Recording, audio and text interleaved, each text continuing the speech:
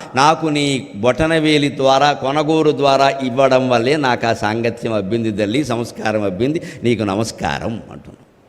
ఎవరికైనా తల్లి కొనగోరు మీద ఆ గోరుముద్దలు అంటారంటే ఏం చేస్తారు, గోరంత ఈ ముద్దను గోరు మీదకి తీసుకుంటారు, అందుకని గోరుముద్ద అంటారు దాన్ని. ఇలా కలిపి బాగా మెత్తగా చేసి బొటనవేలు గోరు మీదకి తీసుకుని తినిపిస్తారు. పిల్లాడు 4 ముద్దలు తిని వద్దంటాడు. వెంటనే ఏమంటే ఇది మావయ్య ముద్దరా, ఇది మావయ్య కూతురు ముద్దరా అంటాడు. మావయ్య కూతురు ముద్ద ముందు తింటాడు. వాడి భ్రమ వాడిది.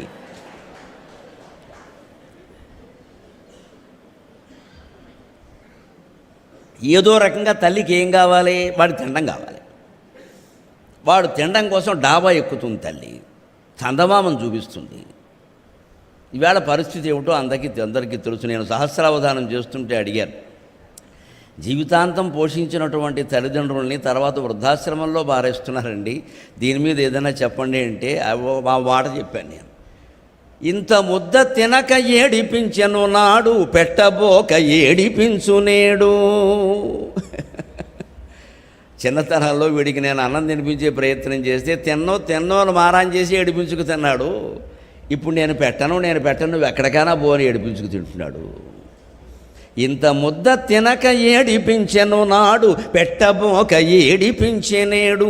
ఎంత ఏడ్చిగంటిని ఏడిపించడు వాని, ఎంత ఏడ్చిగంటిని ఏడిపించడు వాని, కడుపు పగిలిపోవు ఘటనలివి, కడుపు పగిలిపోవు ఘటనలివి. తలుచుకుంటే కడుపు పగిలిపోదా? ఎంతెంత శ్రమ పడుతున్నారు తల్లిదండ్రులు పిల్లల పెంపకానికి. అందులో ఈ ఆధునిక కాలంలో ఆ శ్రమ మరీ పెరిగిందండి. శారీరక శ్రమ పెరగడం కాదమ్మా, మానసికమైన ఒత్తిడి చాలా పెరిగింది. ఎందుకంటే ఖర్చులు పెరిగిపోయాయి. పొరపాటుని చిన్న రోగం వచ్చింది అంటే అరకరం అమ్మాయి వెలిసిందే. అందులో పిల్లలకు వస్తే చెప్పక్కర్లేదు. ఇంకా పిల్లల మందులు అన్నీ వేరుగా ఉంటాయి, అసలు ఆ ఖర్చే వేరు. అసలు ఇంకా పెద్దాళ్ళ మందులే కొంచెం పిల్లలకి అనేసరికి ఇంకా పెంచేస్తారు. ఎందుకంటే తప్పనిసరిగా కొంటారు కదా. పిల్లల బొమ్మలు కూడా ఎక్కువ ఖరీదు ఉంటాయి, ఎందుకంటే వాడు కొనమని చంపేస్తాడు. అక్కడ ఎంత ఖరీదున్నా వాడు నాకు కావాలంటాడు. అందుకని వీడు 100 చెప్పేవాడు 1000 చెబుతాడు. కొంటారు కదా ఏమైనా సరే. అంటే అవతల వాళ్ళ బలహీనతను మనం సొమ్ము చేసుకోవడం కాదా వ్యాపారస్తులందరూ ఆలోచించతా. ధర్మం అంటే ఏమిటి? ఇలా అంటే లక్ష్మీదేవి నిలవదండి, ఇలా ఎలా అయితే నిలబడుతుందో ఇవాళ చూద్దాం. అభ్యంతరం ఏం లేదు మనకి. ఎలా అయితే నిలబడుతుందో చూద్దాం. ఇప్పుడు అసలు లక్ష్మీదేవి ఎలా పుట్టిందో తెలుసుకుంటే ఎలా నిలబడుతుందో తెలుస్తుంది. వ్యాసుడు అద్భుతమైనటువంటి మనిషి. ఆ మాట సరిపోదు కానీ నేను అంతకంటే ఏం చెప్పలేను. అద్భుతమైనటువంటి వ్యక్తి ఆయన. భారత భాగవతాల్లో కొన్ని లెక్కలు పెట్టాడు. Mathematics in Bharatam and Bhagavatam కొన్ని లెక్కల ప్రకారం రాశాడు శ్లోకాలు. ఆయన లోతైన తత్వాలు, సూక్ష్మాలు, కవిత్వాలు పక్కనట్టండి, లెక్కలు. భాగవతంలో లక్ష్మీదేవి ఆవిర్భవించిన ఘట్టం ఎక్కడుందో తెలుసా? తతశ్చావిరభూత్ లక్ష్మీ శ్రీరమా పరదేవత, శ్రీరమా భగవత్పర. తతశ్చావిరభూత్ లక్ష్మీ శ్రీరమా భగవత్పర, రంజయంతి దిశకాంత్యా, రంజయంతి దిశకాంత్యా, విద్యుత్ సౌదామనీయధా అని రాస్తాడు.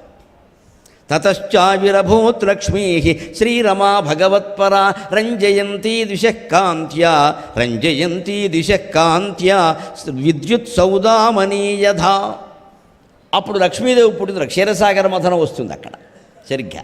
క్షీరసాగర మథనంలో మరి అనేక రకాల కామధేనువు, కల్పవృక్షం, అప్సరస్సులు అందరూ పుట్టారుగా. లక్ష్మీదేవి కూడా పుట్టింది.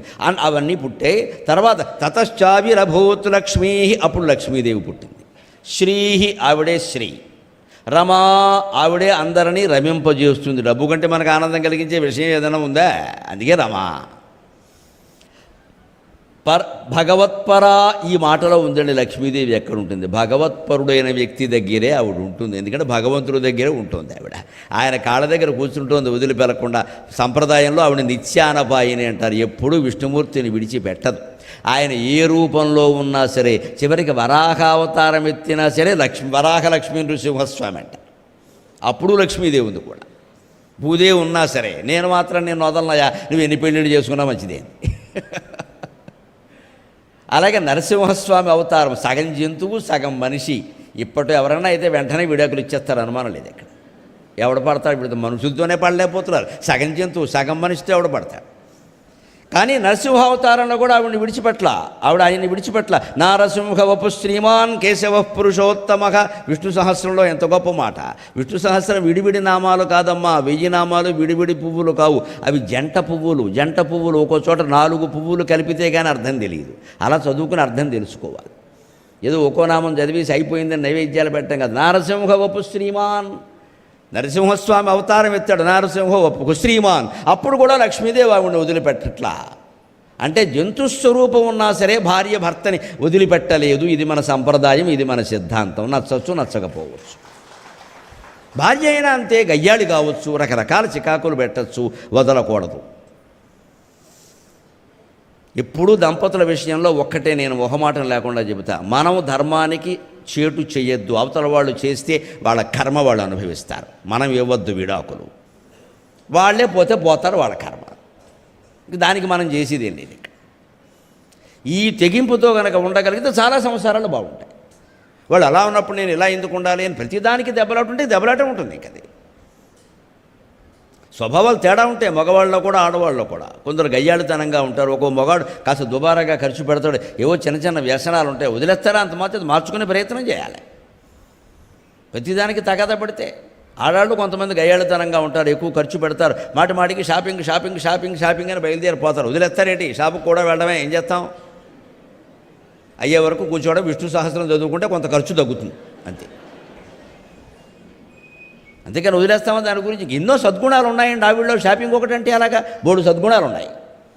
అవన్నిటి ముందు ఇదంతా ఉంటుంది, కొన్నాళ్ళకి మారతారు. ఓపిక పట్టాలి. సంసారం అంటేనే సహనం. దానికి భగవత్పర అని చెప్పాడు ఇక్కడ. నువ్వు భగవత్పరంగా ఉన్నావా, అయితే లక్ష్మీదేవి నీ దగ్గర ఉంటుంది. ఎందుకంటే భగవంతుడి దగ్గరే ఉంటుంది ఆవిడ, మామూలు వాళ్ళ దగ్గర ఉండదు. ఎప్పుడూ ఆయన విడిచిపెట్టలేదు. పైగా నాకు ఎదురుగా ఉండాలి కాళ్ళ దగ్గర అంటే అక్కడే కూర్చుంది ఆవిడ.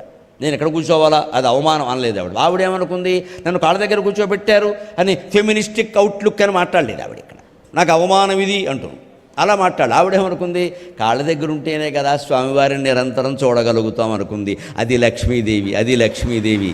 That is India.